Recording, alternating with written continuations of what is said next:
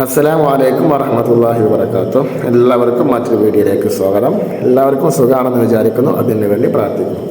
കുറച്ച് ദിവസങ്ങൾക്ക് മുമ്പ് ഊദ് മർക്കസുമായി ബന്ധപ്പെട്ട് ഞാനൊരു വീഡിയോ ചെയ്തിട്ടുണ്ടായിരുന്നു. ഊദ് മർക്കസ് ഹലാലാണോ ഹറാമാണോ, അതിൻ്റെ വരുമാനം നമുക്ക് ഉപയോഗിക്കാൻ പറ്റുമോ ഇല്ലയോ എന്നൊക്കെ ആയിരുന്നു ആ വീഡിയോയിൽ പരാമർശിച്ചിട്ടുണ്ടായിരുന്നത്.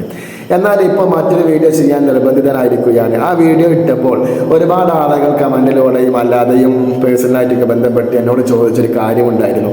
ഊദ് മർക്കസ് അതിൻ്റെ വരുമാനം നമ്മൾ ബാങ്കിലേക്ക് വിഡ്രോ ചെയ്യുമ്പോൾ 25% നമ്മിൽ നിന്ന് ഈടാക്കുന്നുണ്ട്. അത് എന്താണ്, അതിൻ്റെ വാസ്തവം എന്താണ് എന്നൊക്കെ ചോദിച്ചിരുന്നു. അപ്പോൾ അതിനെപ്പറ്റി അന്വേഷിച്ച് നോക്കിയപ്പോൾ, അതിൻ്റെ അധികൃതരോട് അന്വേഷിച്ചപ്പോഴും അതുപോലെ ബാങ്കിലൊക്കെ ഉത്തരവാദിത്തപ്പെട്ട ആളുകളുമായിട്ടൊക്കെ അതിനെപ്പറ്റി ചർച്ച ചെയ്ത് അവരോടൊക്കെ അന്വേഷിച്ചപ്പോൾ അവരൊക്കെ പറഞ്ഞത്, ബാങ്കിലെ ആളുകൾ പറഞ്ഞത്, ആദ്യം തന്നെ അവിടെ പറയാം, ഒരിക്കലും തന്നെ ഇങ്ങനെ ഒരു ട്രാൻസാക്ഷൻ നടക്കുമ്പോൾ ഇത്ര വലിയൊരു പെർസെൻറ്റേജ് 25% എന്നൊക്കെ പറഞ്ഞപ്പോൾ ഇത്ര വലിയൊരു പെർസെൻറ്റേജ് ഒരിക്കലും തന്നെ ഒരു ബാങ്കിൽ നിന്നും ഈടാക്കുകയില്ല. ഇതിൻ്റെ എന്തെങ്കിലും സർവീസ് ചാർജ് വരികയാണെങ്കിൽ 1-2% നമ്മൾ എത്ര രൂപയാണോ വിഡ്രോ ചെയ്യുന്നത്, ട്രാൻസാക്ഷൻ നടത്താൻ ഉദ്ദേശിക്കുന്നത്, അതിന് 1-2% മാത്രമേ ബാങ്കുകൾ ഈടാക്കുകയുള്ളൂ എന്നാണ് പറഞ്ഞത്. അപ്പോൾ ഈ കാര്യം ഞാൻ ഊദ് മർക്കസിൻ്റെ ആളുകളുമായി ബന്ധപ്പെടുത്തി ചർച്ച ചെയ്തപ്പോൾ അവർ പറഞ്ഞത്, ഇതൊരിക്കലും ബാങ്കിൻ്റെ സർവീസ് ചാർജ് അല്ല, കമ്മീഷൻ അല്ല പിടിക്കുന്നത്, ഈ സൈറ്റിൻ്റെ ആപ്പിൻ്റെ മെയിൻ്റെനൻസ് ഫീസായിട്ടാണ് പിടിക്കുന്നത്. അപ്പോൾ ബാങ്കിലേക്ക് എന്തായാലും GSTൻ്റെ വകയിൽ ഒരിക്കലും കമ്മീഷൻ പോകുന്നില്ല. പിന്നെ പോകുന്നത് ഈ ആപ്പിൻ്റെ സൈറ്റിൻ്റെ മെയിൻ്റെനൻസ് ഫീസിലേക്കാണ്. അപ്പോൾ ഈ മെയിൻ്റെനൻസ് ആരാണ് ചെയ്യുന്നത്? ഊദ് മർക്കസിൻ്റെ ഉത്തരവാദിത്തപ്പെട്ട ആരാണോ അതിൻ്റെ ഓണറിൻ്റെ അക്കൗണ്ടിലേക്കാണ് 25% ക്യാഷും പോകുന്നത്. ഇനി നിങ്ങൾക്ക് കാണണമെങ്കിൽ ഈ 25% മെയിൻ്റെനൻസ് ഫീസിലേക്കാണ് പോകുന്നത് ഞാൻ പറഞ്ഞു. ഇനി ബാങ്കിൽ നിന്ന് ഒരു കാരണവശാലും ഇത്ര വലിയൊരു എമൗണ്ട് പിടിക്കുന്നില്ല എന്നും ഞാൻ പറഞ്ഞു. ഇപ്പോൾ ഇവിടെ ഇന്ത്യയിൽ അത്യാവശ്യം ഒരു പൊതുമേഖലാ സ്ഥാപനമായ ഇന്ത്യൻ ബാങ്കിൻ്റെ ട്രാൻസാക്ഷൻ കണക്കാണ് ഞാനിവിടെ കാണിച്ചിട്ടുള്ളത്. ഇതിൽ നോക്കിയാൽ നിങ്ങൾക്ക് മനസ്സിലാകും എത്രത്തോളം എമൗണ്ട് ട്രാൻസ്ഫർ ചെയ്യുമ്പോൾ എത്രത്തോളം കമ്മീഷൻ പിടിക്കുന്നുണ്ട്, എത്ര ശതമാനം കമ്മീഷൻ ഈടാക്കുന്നുണ്ട് എന്ന് നമുക്കിതിൽ നിന്ന് കണ്ടാൽ മനസ്സിലാക്കാൻ സാധിക്കും.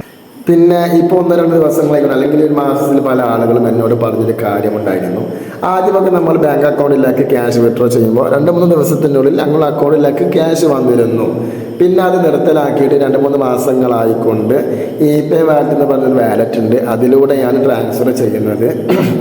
ആ ക്യാഷ് നമുക്ക് ഇതേമാതിരി ലീഡേഴ്സ് തമ്മിൽ അങ്ങോട്ടും ഇങ്ങോട്ടും ഗൂഗിൾ പേ വഴിയൊക്കെ ആയിട്ട് ട്രാൻസ്ഫർ ചെയ്യുകയാണ് ചെയ്യുന്നത് പറഞ്ഞു. അപ്പോൾ ഇതെന്താണ് സംഭവം എന്ന് അന്വേഷിച്ചപ്പോൾ അവർ പറഞ്ഞത് ഈ ആപ്പിൽ മെയിൻ്റെനൻസ് നടക്കുകയാണ്, അപ്പോൾ അതുകൊണ്ടാണ് ഇങ്ങനെ എന്താവുന്നത്, ഇ-പേ വാലറ്റിലൂടെ ട്രാൻസ്ഫർ ചെയ്യുന്നത് എന്നാണ് അവർ പറഞ്ഞത്. പക്ഷെ ഞാനൊരു കാര്യം ചോദിക്കട്ടെ, ആദ്യമൊക്കെ ഈ വാലറ്റിൽ പൈസ ഉണ്ടായിരുന്ന വാലറ്റിലുള്ള പൈസ ബാങ്ക് അക്കൗണ്ടിലേക്ക് വിഡ്രോ ചെയ്യുമ്പോൾ ഡയറക്റ്റ് അക്കൗണ്ടിൽ നമ്മൾ ഏത് അക്കൗണ്ടാണോ ആഡ് ചെയ്തത് ആ അക്കൗണ്ടിലേക്ക് ക്യാഷ് വന്നിരുന്നെങ്കിൽ പിന്നെ എന്തുകൊണ്ടാണ് നമ്മുടെ അക്കൗണ്ട് ഡീറ്റെയിൽസ് സൈറ്റിൽ നിന്ന് അപ്രത്യക്ഷമായി പോയത്? എന്തെങ്കിലും എറർ സംഭവിച്ചതാണെങ്കിൽ രണ്ടാമതും ഈ യൂസർ, ഈ ഊദ് മർക്കസിൻ്റെ ID ആരാണോ യൂസ് ചെയ്യുന്നത്, ഉദാഹരണം പറയുകയാണെങ്കിൽ ഇപ്പോൾ ഞാൻ യൂസ് ചെയ്യുകയാണെങ്കിൽ ഞാൻ എൻ്റെ ബാങ്ക് അക്കൗണ്ട് ഡീറ്റെയിൽസ് രണ്ടാമതും സബ്മിറ്റ് ചെയ്യേണ്ട ആവശ്യം വരികയില്ല. അതവിടെ പറയുന്നില്ല, ബാങ്ക് അക്കൗണ്ട് അവിടെ ആഡ് ചെയ്യാൻ പറയുന്നില്ല. മറിച്ച് മെയിൻ്റെനൻസ് വർക്ക് നടക്കുകയാണ്, അത് കഴിഞ്ഞാൽ നമുക്ക് ഇന്ന ഡേറ്റിൽ നമുക്ക് വിഡ്രോ നൽകാം എന്നൊക്കെയാണ് അവർ പറയുന്നത്. അതിനിടയിൽ പല എററുകളും സൈറ്റിൽ സംഭവിക്കുന്നുണ്ട് എന്നും ഇപ്പം അടുത്ത് എനിക്കറിയാൻ സാധിച്ചു.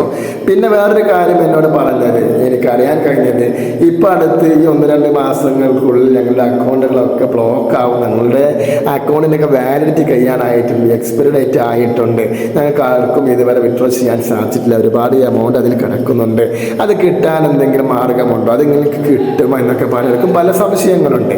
അപ്പോൾ എനിക്കും ആ സംശയം ഞാനിവിടെ പ്രകടിപ്പിക്കുകയാണ്. ഇതിന് സംശയം മാത്രമാണ്. നമ്മൾ ഒരുപാട് ഓൺലൈൻ സൈറ്റിലൂടെ വർക്ക് ചെയ്ത ഒരു എക്സ്പീരിയൻസ് കൊണ്ട് എൻ്റെ സംശയം ഇവിടെ ഞാൻ പറയുകയാണ്.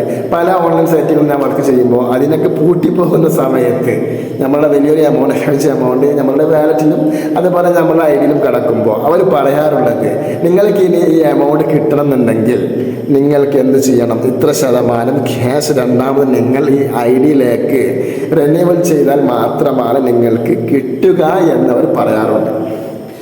അത് പല സൈറ്റുകളിലും ഓൺലൈൻ സൈറ്റുകളിലും വർക്ക് ചെയ്തതിൻ്റെ എക്സ്പീരിയൻസ് വെച്ചുകൊണ്ടാണ് ഞാനിത് പറഞ്ഞത്.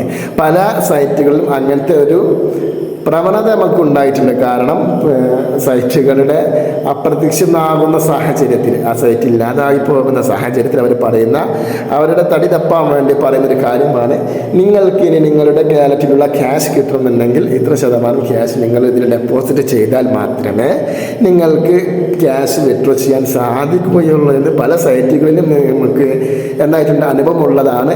അതാണ് ഞാൻ ഇവിടെ പങ്കുവെച്ചത്. ഇതും ഊദ് മർക്കസുമായിട്ട് യാതൊരു ബന്ധവുമില്ല, എൻ്റെ ഒരു അനുഭവമാണ് ഞാനിവിടെ പങ്കുവെച്ചത്. ഇനി അതുപോലെ ആകുമോ എന്നൊരു സംശയം കൂടി എനിക്കുണ്ട്.